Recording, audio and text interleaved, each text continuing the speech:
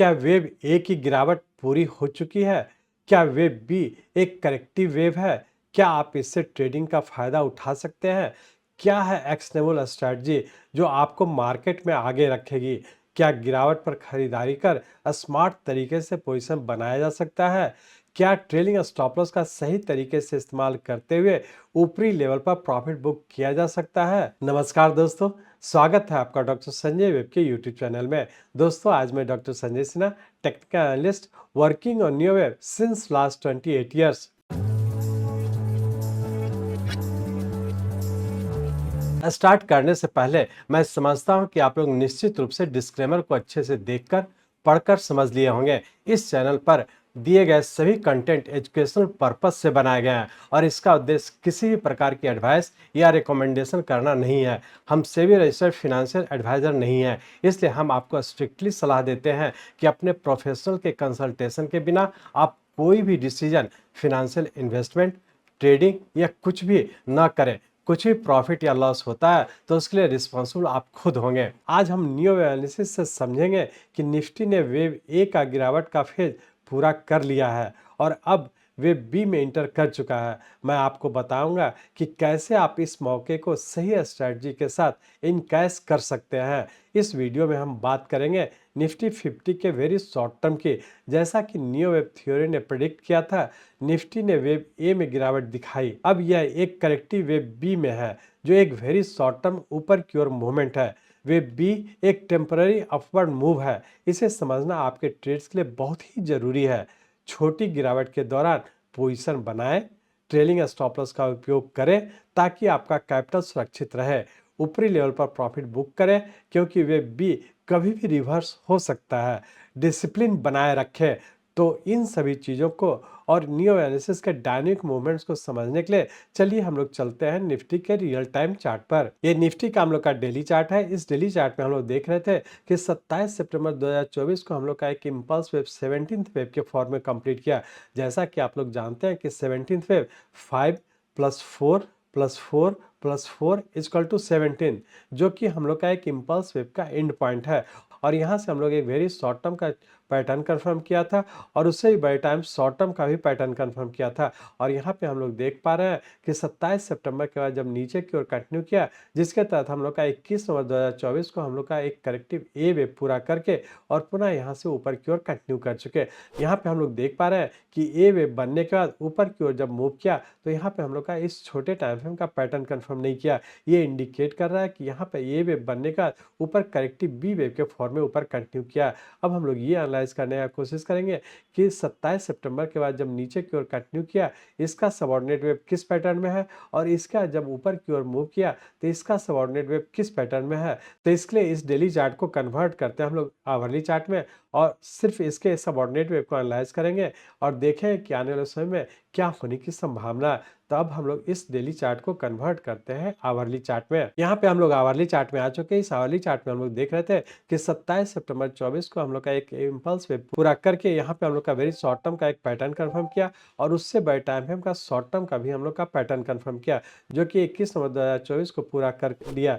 इसमें हम लोग का रफली 35 डेज का टाइम लगा और जैसा कि आप लोग जानते हैं कि 34 डेज हम लोग का फिबोनाची नंबर है, जो कि हम लोग का शॉर्ट टर्म का हम लोग का एक एंड पॉइंट है। तो हम लोग ये कह सकते हैं कि 27 सितंबर 24 से लेकर के 21 नवंबर 2024 तक के हम लोग का एक करेक्टिव फॉल ए वेव का फॉर्मेशन कंप्लीट करके और यहाँ सबसे छोटे टाइम फ्रेम का पैटर्न कंफर्म किया था, लेकिन उससे बड़े time frame very short term का हम लोग का पैटर्न कंफर्म नहीं किया।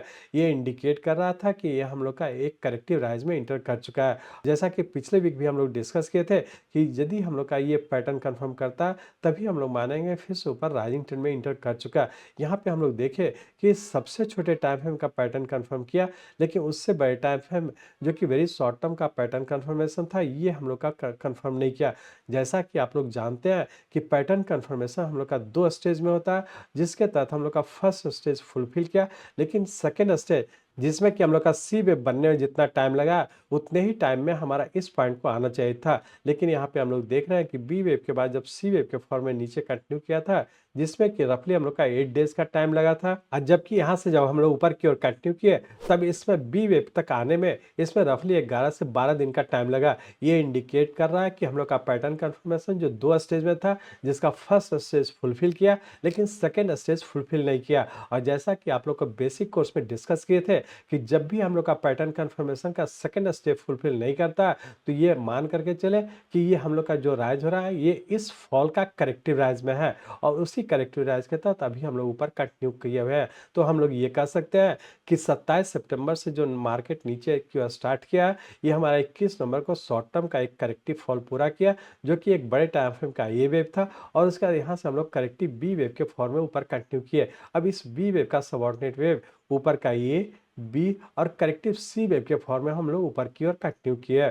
जैसा कि हम लोग यहाँ पे देखे थे कि पिछले वीक हम लोग का नीचे का स्टॉप लॉस था 23,500 का, और अब हम लोग का इस वीक के लिए हम लोग का first trailing lower stop loss हो गया 23,870 का। तो इसी ट्रेलिंग स्टॉप लॉस को फॉलो करते हैं हम लोग वेरी शॉर्ट टर्म के पॉइंट ऑफ व्यू से आगे की ओर कंटिन्यू रखेंगे। तो हम लोग ये कह सकते हैं कि वेरी शॉर्ट टर्म में अभी भी हम लोग का करेक्टिव राइज के तहत ऊपर कंटिन्यू है, जिसके तहत ऊपर का ये बी और सी वेव के फॉर्म में ऊपर कंटिन्यू है। उससे बड़े टाइम फ्रेम का हम लोग का ये बी वेव कहीं ना कहीं पूरा होने की संभावना है। तो हम लोग ये कह सकते हैं कि अभी हम लोग डिक्लाइन पे बाई करके ऊपर की ओर कंटिन्यू रखेंगे। वीकली पॉइंट से हम लोग का नीचे का first trailing lower stop loss है 23,870 का। अब हम लोग ये देखेंगे कि पूरे वीक में क्या होने की संभावना है।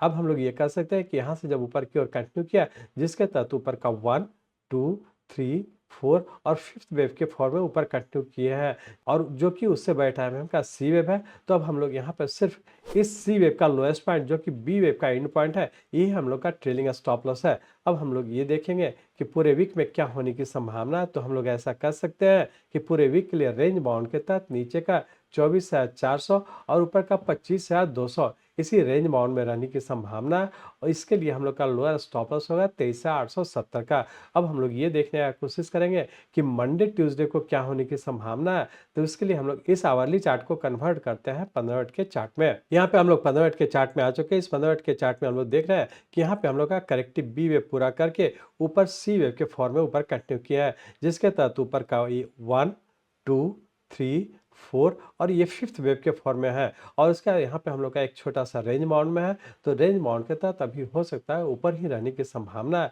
तो मंडे ट्यूसडे की यदि बात करें, मंडे ट्यूसडे के लिए रेंज बाउंड के तहत नीचे का 24,500 और ऊपर का 25 है, इसी रेंज बाउंड में रहने की संभावना है। इंटरडे के पॉइंटों से नीचे का स्टॉप लॉस रखेंगे 24,300 का। इसी इंटरडे के लोअर स्टॉप लॉस को फॉलो करते हुए डिक्लाइन पे बाई करके ऊपर के लिए प्रॉफिट बुक करें, या फिर होल्ड करते हैं तो इंटरडे के स्टॉप लॉस को टेल करते हैं हम लोग आई की ओर कंटिन्यू रखेंगे। इस तरह से हम लोग कह सकते हैं कि इंटरडे के पॉइंटों से डिक्लाइन पे बाई करके ऊपर के लिए प्रॉफिट बुक करें, इंटरडे के स्टॉप लॉस को फॉलो करते हुए आगे की ओर कंटिन्यू रखें। वीकली पॉइंट से कहें तो वीकली पॉइंट में भी जब भी नीचे आता है डिक्लाइन पे बाई करके ऊपर के लेवल पर प्रॉफिट बुक करें, और वीकली पॉइंट ऑफ व्यू से नीचे का first trailing lower stop loss है 23,870 का, और इसी को फॉलो करते हुए आई की ओर कंटिन्यू रखेंगे। तो यहाँ पे हम लोग का वेरी शॉर्ट टर्म का नीचे ये वे पूरा करके वेरी शॉर्ट टर्म के करेक्टिव राइज में इंटर किए हुए हैं। तो वेरी शॉर्ट टर्म में अभी भी करेक्टिव राइज के तहत ऊपर रहने की संभावना है। वीकली पॉइंट ऑफ से कहें तो अभी ये भी हम लोग का ऊपर रहने की संभावना है, और इंटरडे के पॉइंट ऑफ से ऊपर ही रहने की संभावना है। तो अकॉर्डिंगली जिस भी टाइम फ्रेम का आप ट्रेड करना चाहते हैं, उसी टाइम फ्रेम के लोअर स्टॉप लॉस को फॉलो करते हुए आगे की ओर कंटिन्यू रखेंगे। ध्यान रखें कि यहाँ से जो राइज हो रहा है वो करेक्टिव राइज हो रहा है। जब भी हम लोग का करेक्टिव राइज बी पे पूरा करके जब नीचे की ओर कंटिन्यू करें, तो फिर से पुनः हम लोग नीचे की ओर कंटिन्यू हो जाने की संभावना है। तो बेहतर है ऊपर के लेवल पर बहुत कॉशियस रहे, और ट्रेलिंग स्टॉप लॉस को डिसिप्लिन वेव के फॉर्म में हम लोग फॉलो करते हुए आगे की ओर कंटिन्यू रखेंगे। ध्यान रखेंगे कि जिस भी टाइम फ्रेम का जब स्टॉप लॉस ब्रेक करेगा, तो उससे बड़े टाइम फ्रेम का नीचे कंटिन्यू हो जाने की संभावना है। तो इस चीज को ध्यान में रख करके आगे की ओर कंटिन्यू रखेंगे। यहाँ पे टाइम साइकिल की बात करें तो टाइम साइकिल में भी देख रहे हैं कि हम लोग का यहाँ पर बी वेव से सी वेव बनने में हम लोग का 8 डेज लगा था, जबकि यहाँ बी वेव से ऊपर जाने में हम लोग का रफली 12 डेज का टाइम लग चुका है। तो हम लोग ये कह सकते हैं कि वेरी शॉर्ट टर्म में अभी भी ऊपर कंटिन्यू रहने की संभावना है, और हो सकता है कि इस वीक में ऊपर ही रहने की संभावना है। तो इस चीज को ध्यान में रख करके लोअर स्टॉप लॉस को फॉलो करते हुए आगे की ओर कंटिन्यू रखेंगे। यह थी निफ्टी 50 की वेब बी को समझने और उससे फायदा उठाने की रणनीति। इस रोड मैप को फॉलो करें और अपने ट्रेड्स को स्मार्ट तरीके से प्लान करें। अगर यह वीडियो आपके लिए उपयोगी रहा तो इसे लाइक करें, शेयर करें, कमेंट करें और चैनल को सब्सक्राइब करें ताकि आपको हमारे लेटेस्ट अपडेट्स मिलते रहें।